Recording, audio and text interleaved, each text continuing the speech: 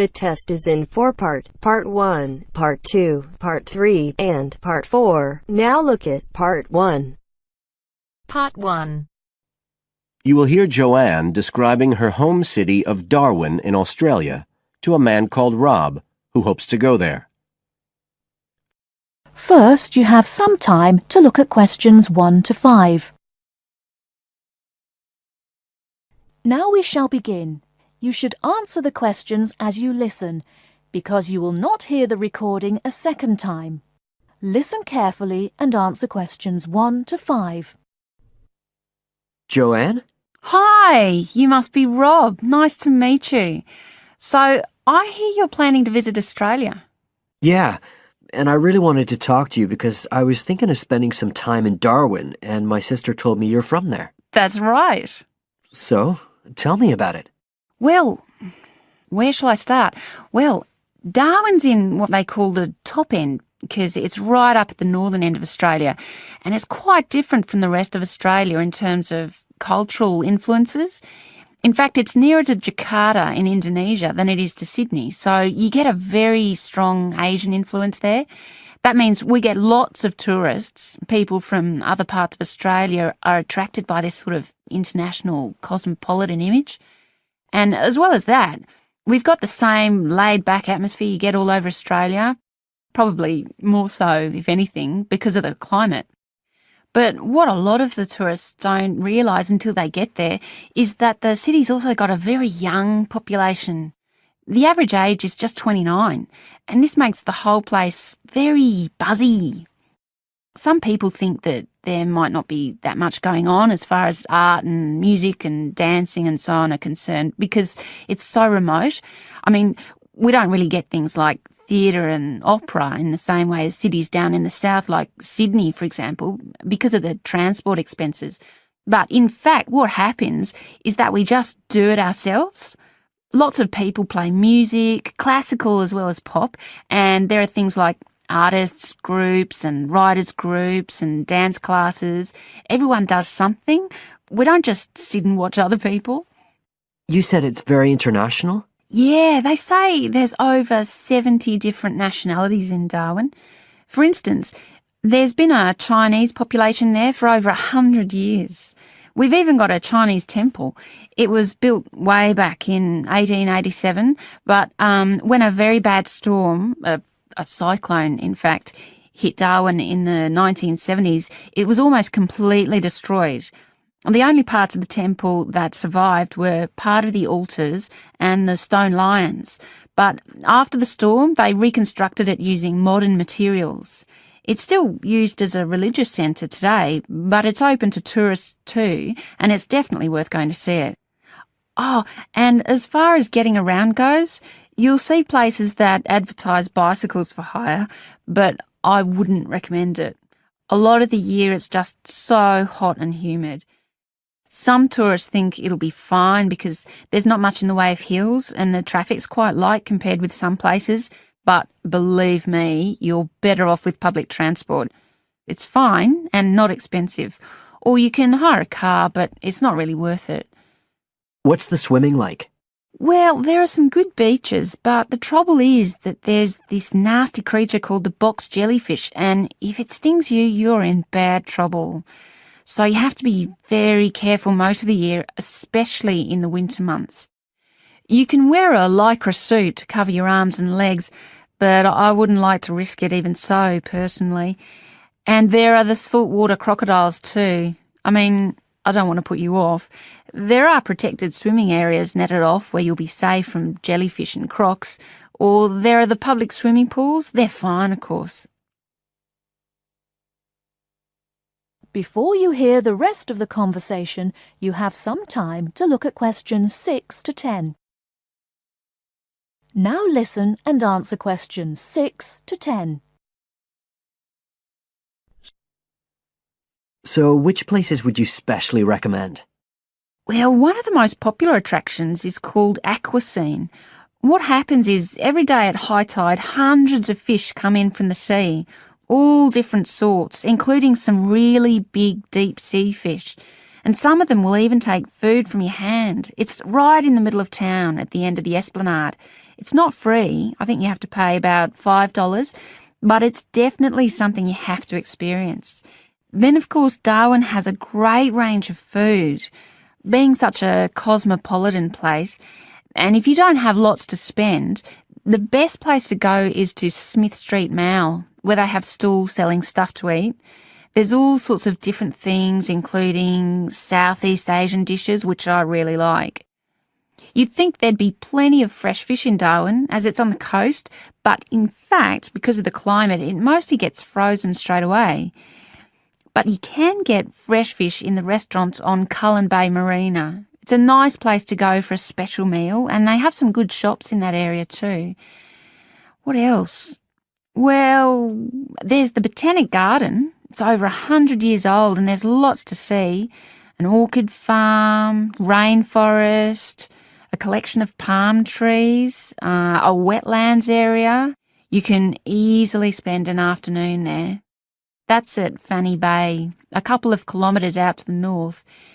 Then, if you've got any energy left in the evening, the place to go is Mitchell Street. That's where it all happens as far as clubs and music and things are concerned.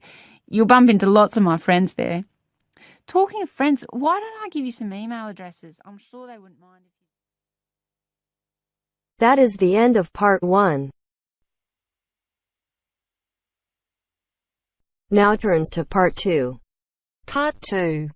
You will hear a speech given by the head of a company to some new employees.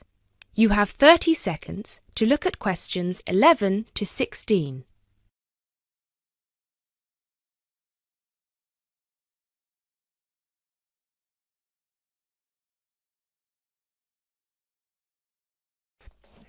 First of all, a warm welcome to Barker's Country Safaris. We're delighted to have you all on board for this season. I know you've all been told a bit about the company when you had your job interview, but I thought it would be worth telling you a bit more about ourselves. Barker's was set up 10 years ago by myself, John, and my then girlfriend and now wife, Nancy. We started it initially just as a hobby. We felt that there was a good opportunity to share our love of the countryside in this part of the world with the many visitors who come here. As you know, most people come for the beaches in the summer, but there is so much more to the region, and this is what we wanted to exploit. Nancy and I were born near here, and as teenagers we went climbing, kayaking, whitewater rafting, potholing, and just straightforward walking. This district is in our blood, and we love it. While we were still at university, we started taking small groups of visitors out into the national park in Nancy's brother's old Land Rover. We'd drive them around the back lanes and into the forest. We'd also organise rock climbing tours for friends of friends. Then, each year, without us having to advertise, people came back to us to ask for more excursions and trips. So, 5 years ago, we gave up our other jobs to focus full-time on Barker's Country Safaris. Now, 2 years after that, we set up the activity tour part of the business, and 1 year ago, we expanded into organising activities for school groups during term time. Obviously, this was a massive challenge with all the health and safety requirements, but it's proving a great success.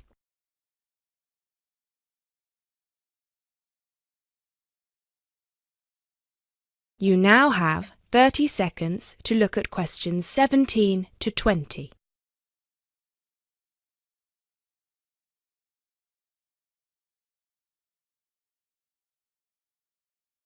You now have 30 seconds to look at questions 17 to 20.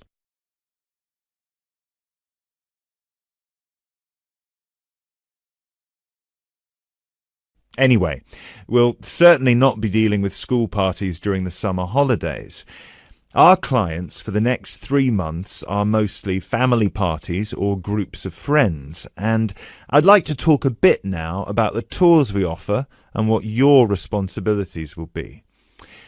Our most popular excursion is the Woodland Tour and Trail. Now, often this is sold out and we have all of our 10 jeeps in convoy with 8 people in each jeep. It's a lot of fun. These tours really offer a taster of what we can provide. So as both driver and guide, it is important that you do a good job here so they come back for the bigger tours. I will talk about the commission package later. As the summer days are so long, we have 3 tours each day, but you will not be expected to work on more than 2 of them. Morning tours start at 8 a.m. and go to midday. Afternoon tours are from 2 p.m. to 6 p.m. and then evening ones 7 p.m. to 11 p.m. All the tours follow the same route and you should have made yourselves familiar with all the key information. This was provided to you in the information pack you were sent when you accepted the job offer. This is important, so if you haven't had time yet, please do so now. Our second most popular tour is the Family Exclusive. Now, this tour is for the whole day and for only one group. Usually it is just one Jeep, but sometimes there are 2 if the party is large. These tours go from 10 a.m. till 5 p.m. and include lunch at the Brown Bear in Lower Middleton. We have a number of different routes for these tours as we don't want our premium clients being made to feel that they are part of a large package deal. You will be told which route to take with your weekly schedule. Now, I'd like to move on to these specialty tour packages. These are the ones that we are keen to book people on once they've done the woodland tour and trail trip.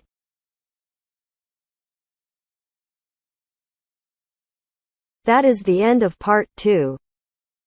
You now have half a minute to check your answers.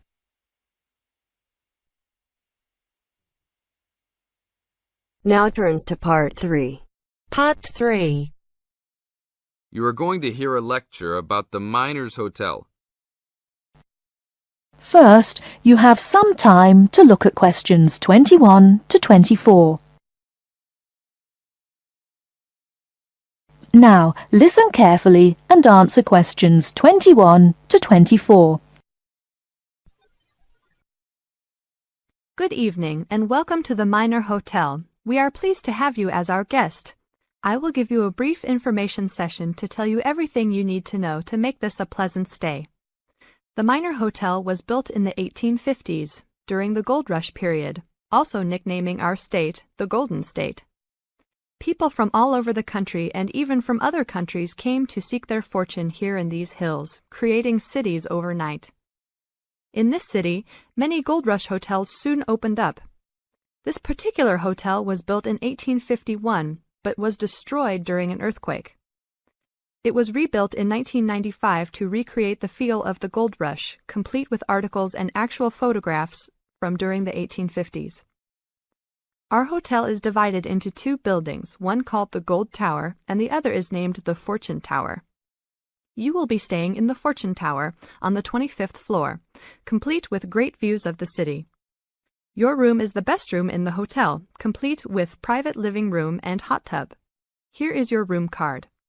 On the card it will say FT, meaning Fortune Tower. On the bottom of the card it will say 2515. The 25 stands for the 25th floor, and the 15 stands for the 15th room on that particular floor. Before you hear the rest of the talk, you have some time to look at questions 25 to 30.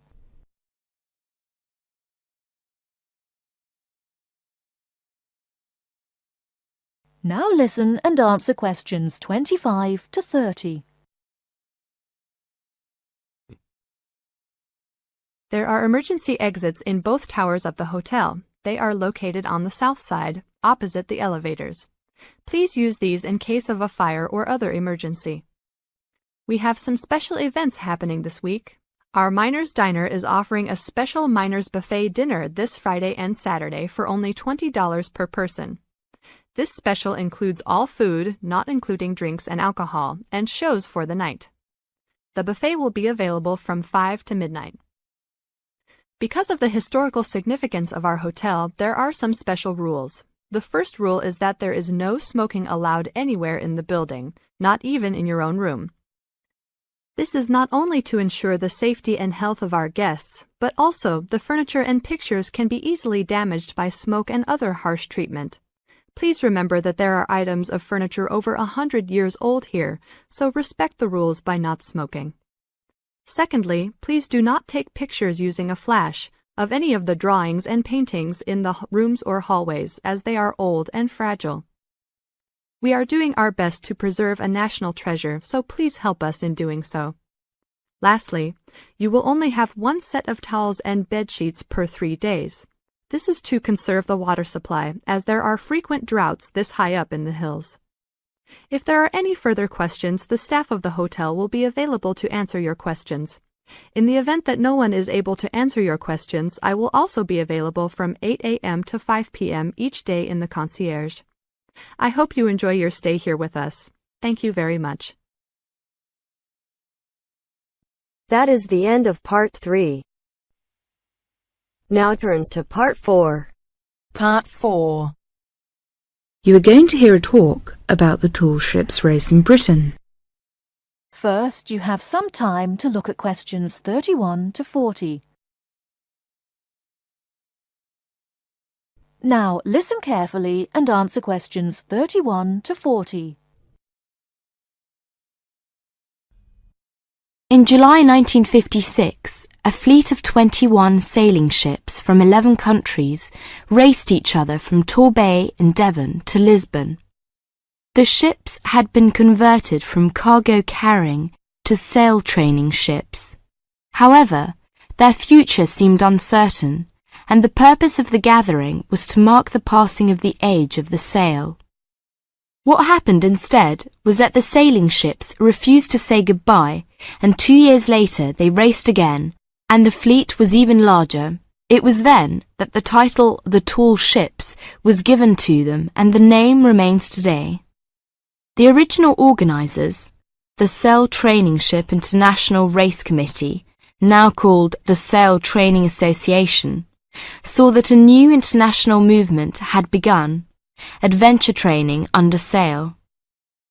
As race succeeded race, it became clear that the events had more to do with bringing adventure and widening the horizons of young people than of commemorating the passing of sail.